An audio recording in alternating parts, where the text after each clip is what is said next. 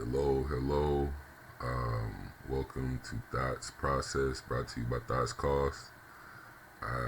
Today I wanted to start to talk about special education. It's something that I'm very passionate about. Um, just gonna give you a little bit of a background. Um, for those that don't know, my name is Anthony Washington.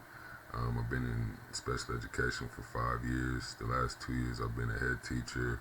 I've worked in a middle school setting, elementary, early childhood setting, and I'm currently in a high school setting now. Um, uh, the I guess the field of special education that I work in is SEL. Used to be called EBD. SEL is social emotional learning.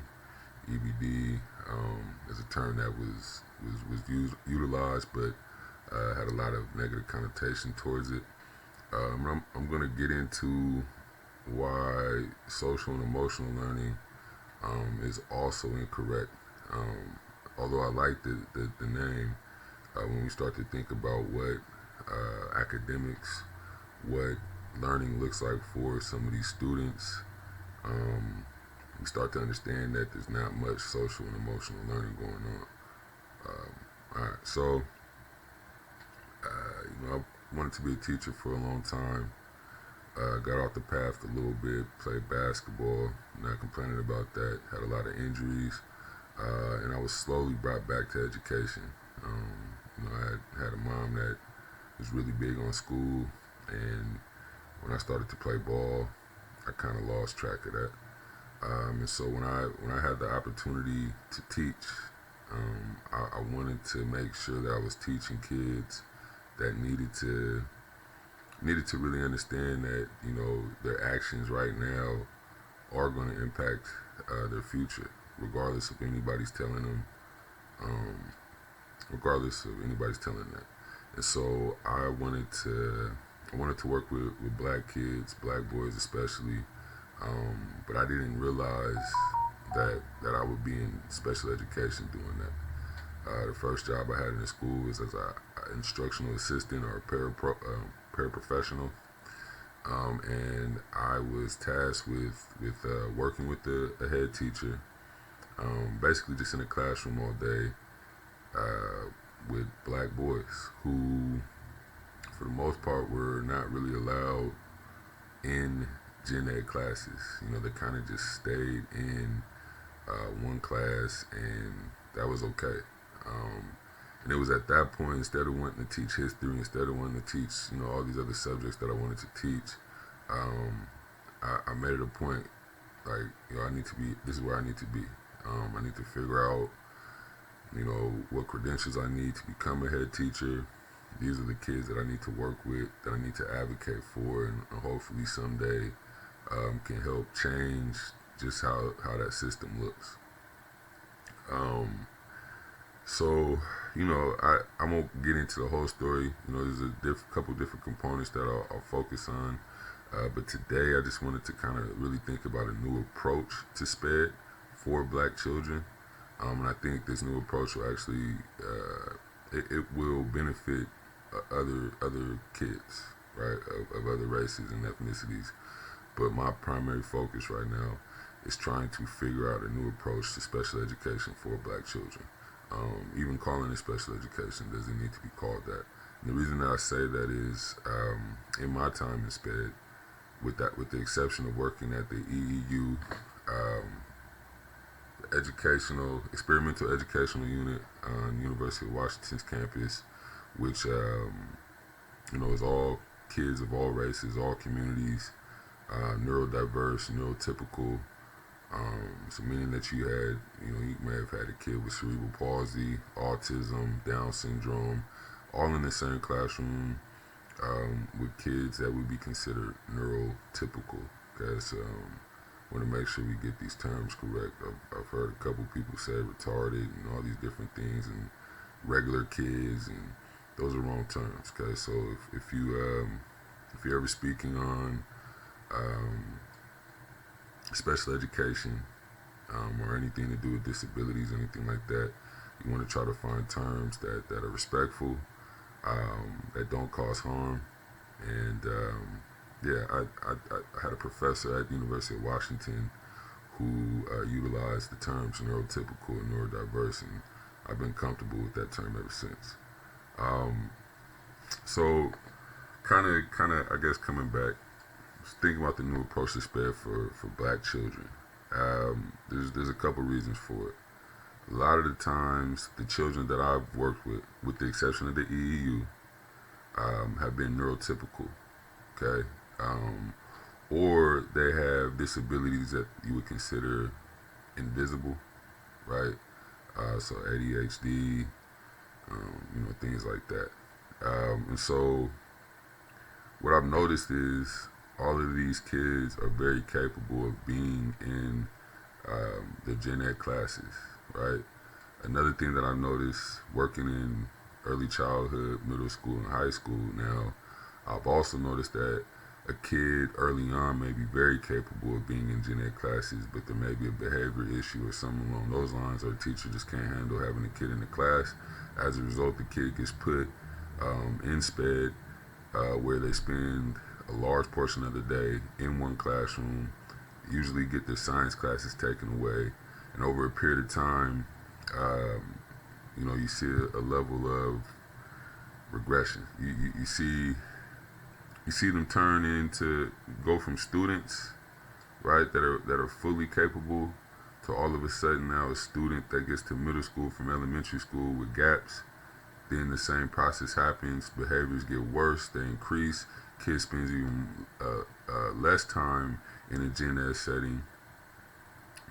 Therefore, skills, math, all these skills, they tend to decrease that much more. Part of that is a lot of, and I'm not criticizing teachers, but I've seen it where you have SPED teachers that don't even attempt, right, to actually build skills in certain areas. They don't even make an attempt to do so.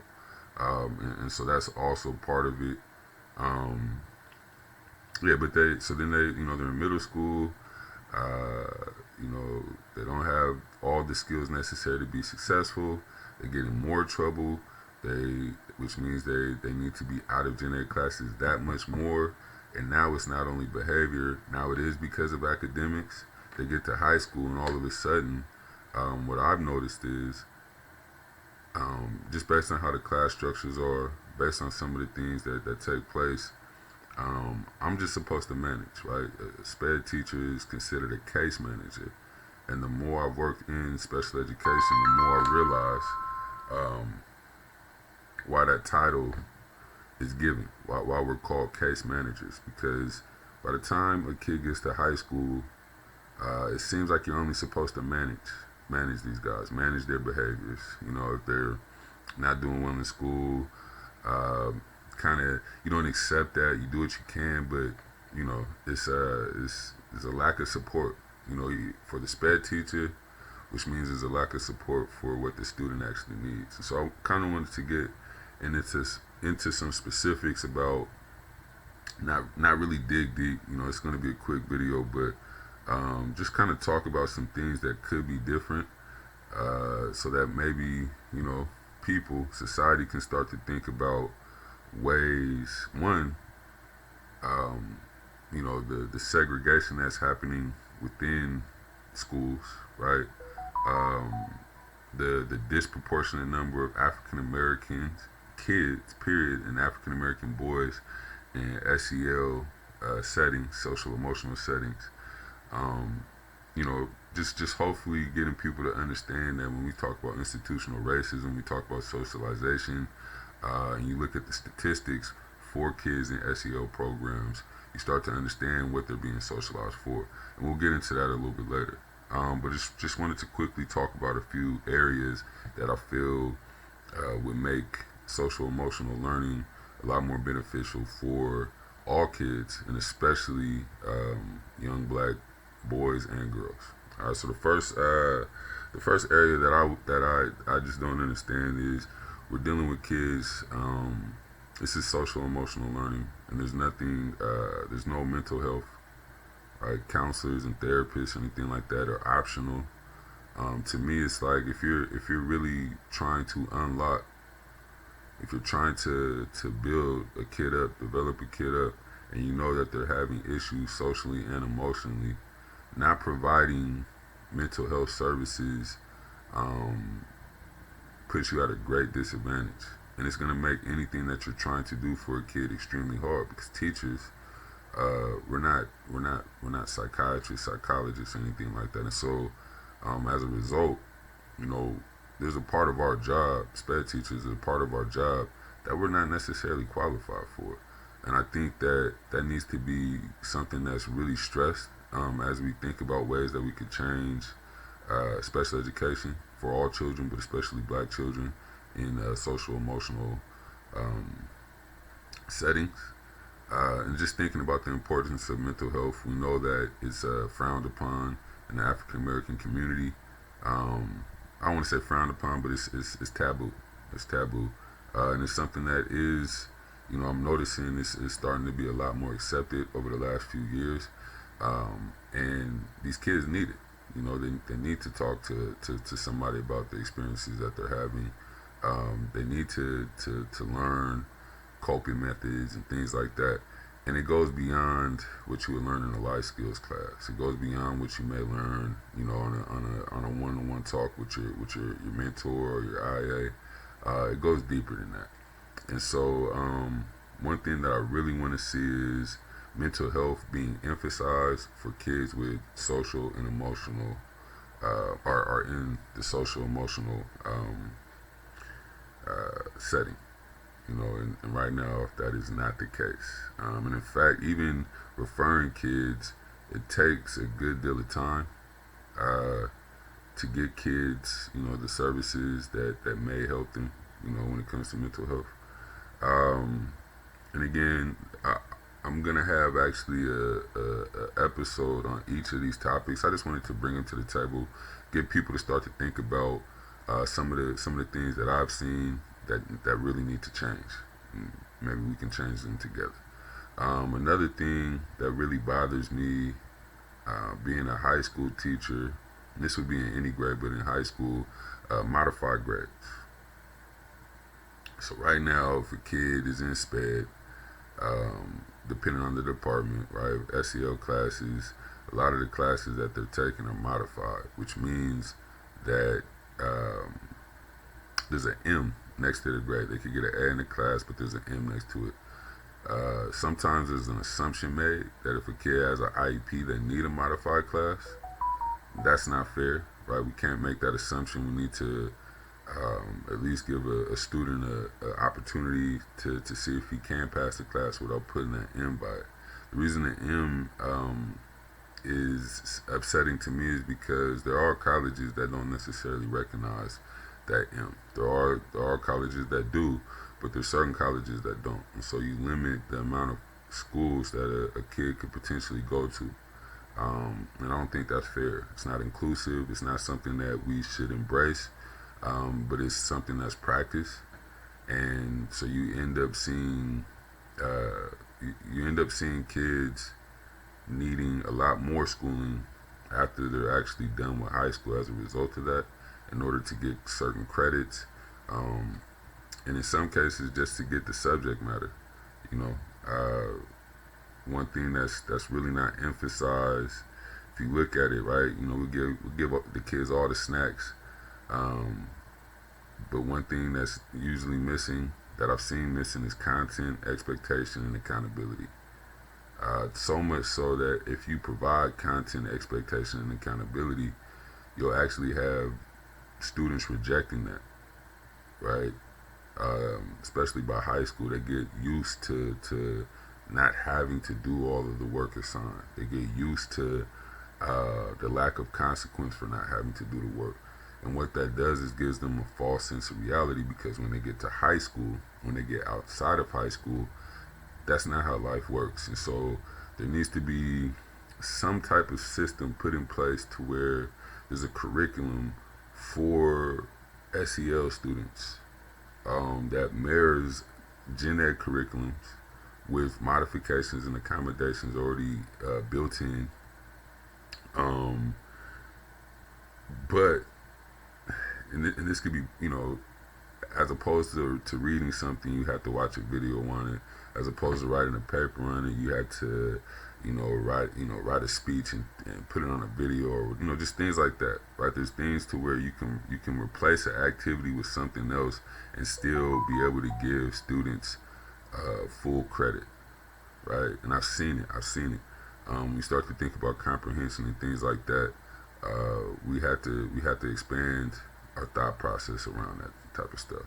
Um, yeah, so I guess that leads me to think about the fact that a curriculum needs to be developed K through 12, right? Just like you would have for any other classes, and then we need to break down the Common Core. You would have to break electives, all of that stuff needs to just we need a curriculum for SPED students. And I think even then, breaking down, you have different departments within SPED.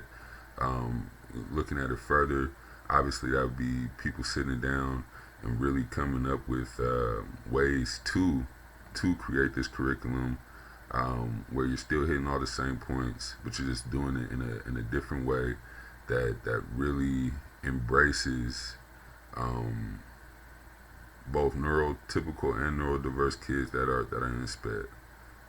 And obviously, you may have to modify classes a little bit more.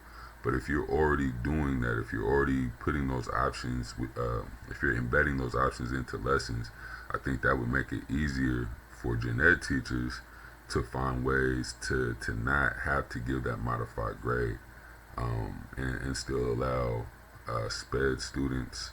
And I'm only saying SPED students for the purposes of this. I don't like calling my students SPED students, but it would allow them to be in the gen ed classes, right? Still be in the gen ed classes, benefit, follow along, and all of that. Yeah, and so I just, I'm gonna end this video, like I said, pretty shortly. Just wanted to get these thoughts out, but I'll dig deeper into each of the areas that I just brought up. I think it's really important that we start to talk about, just changing the system altogether. And for me, being a special education teacher in the SEL department, I feel like it is my job to raise awareness for the system that I work in.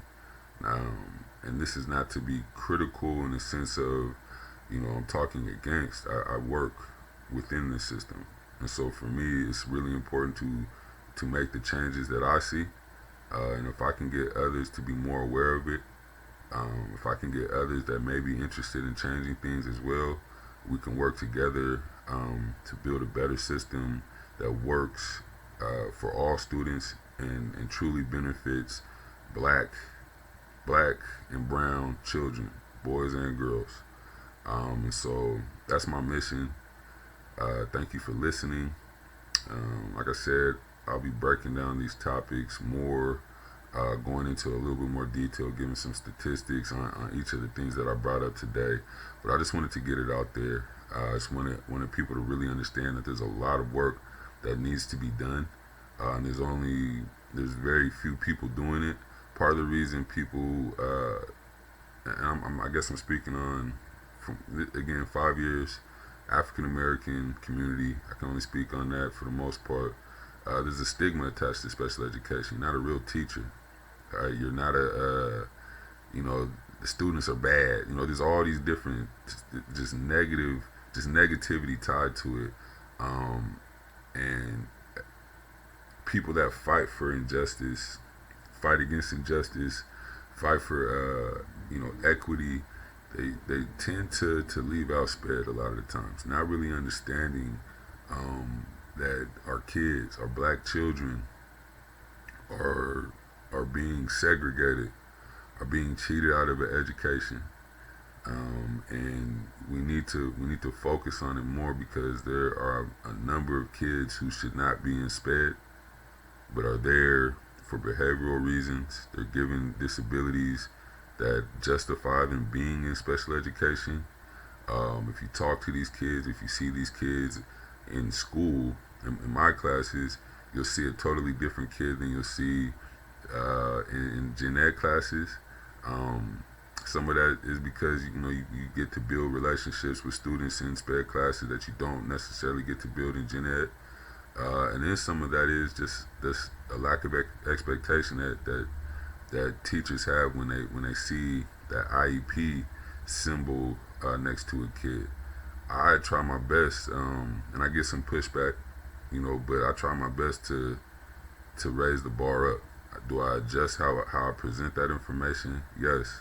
But when it comes to actually doing the work or building on thoughts or anything like that, I try my best to create an expectation that meets the student where they are, but giving the student the idea that, this is where you're at right now, and we need to grow.